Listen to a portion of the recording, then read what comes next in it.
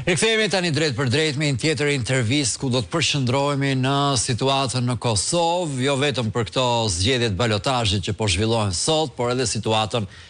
më të gjerë politike atje që duket se ende nuk po gjendojnë zgjidhje. Jam lidhur drejt për drejt me zotin Lulzim Veliu, analist. Zoti Veliu, përshëndetje, faleminderit për kohën tuaj. Përshëndetje, faleminderit për ftesën. E nisim me këtë raund të dytë të balotazhit. Çfarë rëndësie ka ky balotazh në Kosovë dhe çfarë vendos? Po, unë mendoj se përveç rëndësisë që do të kemi kryetar të ri për komunat në për Kosovë, rëndësi tjetër e veçantë e balotazhit të tanishëm është edhe shkaku se ne jemi në prag të mbajtjeve të zgjedhjeve të parakohshme në Kosovë dhe të cilat do të jenë një bazë fuqishme për ato zgjedhje për forcat politike kryesore të vendit. Në balotazh kemi kryesisht forcat kryesore politike nga Kosova, që udhëhiqen nga lëvizja vendosëse në këtë rond ka 12 kandidat që mundshëm për të zgjedhur kryetar komunash,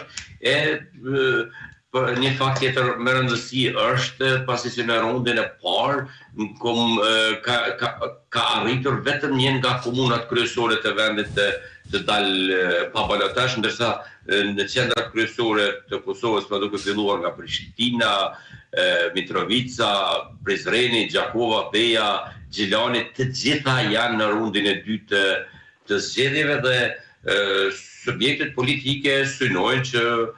të marrin sa më shumë nga komunat kryesore, pasi bëhet fjalë edhe për numrin e madh të elektoratit, të tyre votuesve, dhe si të tillë të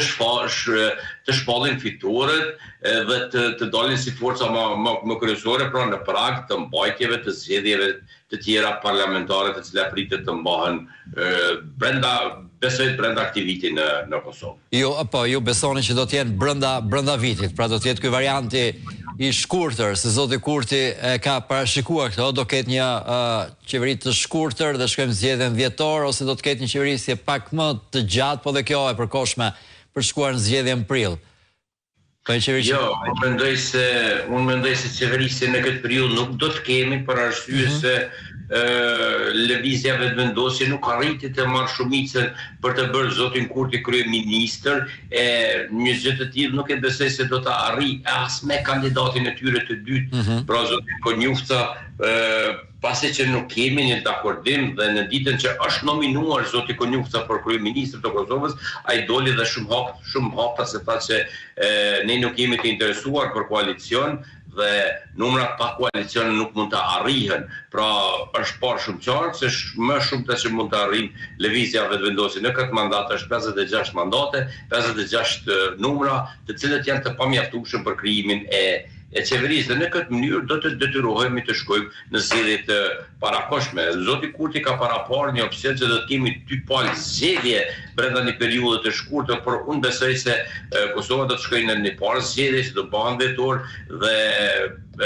krijimi i institucioneve do të ndodhë diku ndoshta në opsionin më të mirë brenda muajit shkurt apo mars, pas një marrëveshje politike që duhet bëhet në mes të subjekteve politike në Kosovë, se edhe zgjedhjet e ardhshme nuk do të sjellin një forcë politike të vetme që do mund të krijojë institucione, pra nuk do të kemi një ndryshim të madh në numra, dhe si e tillë ata do të jenë të detyruar, nëse dëshirojnë krijimin e institucioneve, do të jenë të detyruar që të bëjnë një koalicion i cili do të zgjidhte drejt krijimit të institucioneve, pjesë e një marrëveshje të koalicionit duhet të jetë apo duhet të futet edhe çështja e presidentit të ardhshëm të Republikës së Kosovës. Po, natyrisht do të jetë e njëjta paketë negociatash. Me një mandat të plot 4 vjeçare. E qartë. Këto zgjedhje, zotë Veliu, këto zgjedhje të balotazhit, se ne pam që as vetvendosja nuk arrinte dot të krijonte një marrëveshje me forcë tjetër politike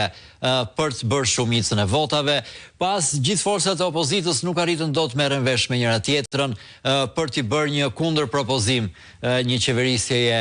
Kurti. Këto zgjedhje të raundit të dytë të balotazhit, ku forcat përpiqen edhe të krijojnë aleanca me njëra tjetrën, pra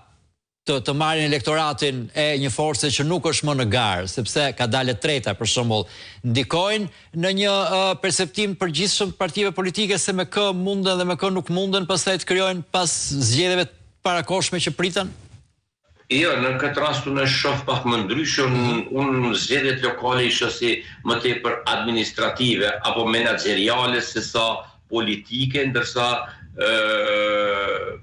marrëveshje të tilla kemi pasur edhe në të kaluarën, ka pasur edhe në zgjedhjet që janë bajtur para 4 vitesh, qoftë në mes televizit dhe të ndosi me Partinë Demokratike apo edhe me Lidhjen Demokratike, e njëjta që po ndodh edhe tani, edhe pse në shumë raste edhe heshtarazi edhe pa ndonjë reklamim të madh, mirë po sido që të jetë, marrëveshja e rëndësishme do të jetë ajo që do të arrihet për krijimin e institucioneve qendrore. Pra duhet që patjetër subjektet politike të krijojnë një konsenzus të brendshëm, të ketë një marrëveshje e cila do të krijonte një qeveri të përbashkët, sepse si e vetme asnjë forcë nuk do të arrijë as edhe pas zgjedhjeve të dhjetorit të krijojë qeverinë. Dhe në këtë mënyrë ata duhet ta mendojnë shumë mirë se sa kemi fuqi ne si Kosovë, si vend, që të shkojmë me ka 2 apo 3 herë zgjedhje pas zgjedhjeve. Po pra, është dhe kjo. Të mendohet për interesin e përgjithshëm kombëtar e vendit dhe të kombit, si sa për interesat e ngushta politike, klanore e partijake. Po si mundot, se natyrisht nuk i ndalojmë dot subjektet politike që të kenë edhe interesin e tyre parësor, si i bie të tërhiqen nga interesi i tyre pastaj për të. Po, qytetari është ai që edhe mund t'i ndalojë duke i dënuar me votën e tyre, dhe me siguri se një gjë të tillë do ta bëj. Kjo u po shumë qartë nga zgjedhjet e para 4 vitesh, kur Lëvizja Vetëvendosje fitoi shumicën dhe ishte në zgjedhje të krijojë qeverinë e vetme, ndërsa në këto zgjedhje i bëri me dije se ju jeni të parët, mirë po për të krijuar një qeveri duhet me patjetër të keni një koalicion me njërin nga subjektet politike në Kosovë. E nëse një gjë e tillë do të vazhdoj tutje, do të ketë ndoshta dënime edhe më drastike. Pra do duhet që Vetëvendosje ta ka përcej këtë, që janë të parët po duhet bëjnë koalicion me dikë, se duhet që ky është ai pragu që nuk e ka përcejnë dot. Me patjetër, atë një gjë të tillë askush nuk mund t'ia mohojë Lëvizjes Vetëvendosje se është forca kryesore, se ka më tepër vota se ndoshta se partia e dytë dhe e tretë në Kosovë, mirë po megjithatë nuk e ka fuqinë e mjaftueshme për të krijuar institucion. Dhe si e tillë është e detyruar që të krijojë një koalicion i cili do t'ia krijojë një shumicë, e në rastin më të mirë do të ishte shumica e cila do të mundsonte edhe zgjedhjen e presidentit dhe do të kishim atëherë ndoshta një rahati apo një qetësi më të madhe për subjektin qeverisës. Ju e shikoni të vështirë edhe pas zgjedhjeve të parakohshme që të kemi prap një gjetje mazhorancë në kuvendin e Kosovës? Mëse i bindur se edhe pas zgjedhjeve të ardhshme do të jenë të detyruar që sërish të ulen subjektet politike për të arritur një marrëveshje. Po do ta kenë më të lehtë këtë herë të dytë? Edhe njerë? A do ta kenë më të lehtë të arrijë një marrëveshje këtë herë të dytë, se këtë herë kemi që nga shkurti deri tani nuk e gjetën dot një marrëveshje, megjithëse është shumë e qartë që duhet bënin marrëveshje. Nuk e gjetën rrugën dot, mirë, po unë besoj se ata do të jenë mbushur mend dhe nuk do ta lejnë që vendit të futet në një kaos sa politik as edhe ekonomik. Sa kohë mund të presi akoma Kosova, zoti Veliu? Sa e shpejt, sa imediate duhet të jetë kjo? Se ka pritur është një vit gati që po zgjat kjo situatë. Është në nivele belgjike. Është pritur më shumë se tepër, po themi në këtë rast, mirë po unë mendoj që në rast të mbajtjes së zgjedhjeve në dhjetor, certifikimi i rezultateve mund të arrihet deri në fillimin e shkurtit. Unë mendoj se institucionet duhet të jenë të vëmendshme dhe të vetëdijshme për përgjegjësitë e tyre dhe duhet që brenda muajit mars të krijohen institucionet që të mundësohet edhe votimi i presidentit në afatin e caktuar ligjor, pasi që mandati i presidentes aktuale kalon në prillin e vitit tjetër dhe zgjedhja e një presidenti të ri duhet të bëhet brenda muajit mars. Kjo është e parë për brenda Kosovës, pra për atë që ndodh brenda Kosovës, që duhet buxheti, duhet presidenti e këto tjera. Ndërkohë, në lidhje me atë që ndodh jashtë Kosovës, dhe që ka lidhje me Kosovën, gjërat mund të ecin shumë më shpejt në mënyra shumë të paparashikueshme, siç kemi parë këtë kohë. Në të vërtetë ka pasur një farë stagnacioni, sepse Shtëpia e Bardhë duket se ende nuk ka një ide të gatshme se çfarë duhet bëj me Ballkanin Perëndimor. Serbia ka pasur problemet e saj të brendshme, po mund të vi momenti që të gjitha këto të ketë një propozim të shpejt nga jashtë për Kosovën, dhe Kosova mund të jetë akoma pa i qeveri në detyrë, pa i qeveri me mandat plot për t'u përgjigjur kësaj sfide. Po pikërisht jo vetëm ajo, por duke filluar edhe me negociata, duke filluar edhe me procesin e integrimeve. Kosova ka mbetur shumë brapa për shkak të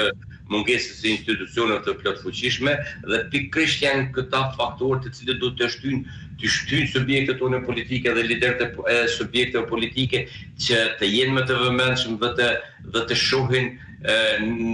shohin interesin kombëtar para interesave të ngushta partijake e klanore, po e them me padyshim. Pra, ta duhet të jenë shumë të kujdesshëm, mirë po unë mendoj që nëse do të na atakohemi me një situatë të tillë, atëherë këta do të jenë të detyruar edhe nga faktori ndërkombëtar, që kësaj radhe nuk u përzihe në çështjen e krijimit të institucioneve dhe ka qëndruar indiferent. Mirë po, në situatë të caktuar kur mendohet të arrihet drejt një marrëveshje përfundimtare, ndoshta edhe për të Ballkanin Perëndimor, veçanërisht për Kosovën e Bosnjën, që janë në problematika të mëdha, atëherë ata do t'i detyrojnë që të ulen dhe të zgjedhin një qeveri e cila do të përballet me problematika të tilla. Është fakt se duke qenë shumë të kujdesshëm dhe duke ndjekur gjeopolitikën, çfarë është duke ndodhur tani, është momenti më i papërshtatshëm për Kosovën dhe qytetarët e Kosovës që të mbesin për një periudhë kaq të gjatë pa qeveri dhe pa institucione të konsoliduara. Pra, me patjetër duhet që fillimi i vitit na bëj me institucione të plotfuqishme Republikën e Kosovës. E qartë, shpresojmë që kështu do të jetë. Zoti Veliu, ju falenderoj shumë për këtë ndërhyrje dhe komentet tuaja. Faleminderit. Mirë, ne shkojmë tani në një hapësirë publicitare, këtu ndajemi bashkë, do të vijojë transmetimin, ndjekjen e zgjedhjeve dhe natyrisht çështjeve të tjera. Kolegi Armela Ferko, shikim të këndshëm.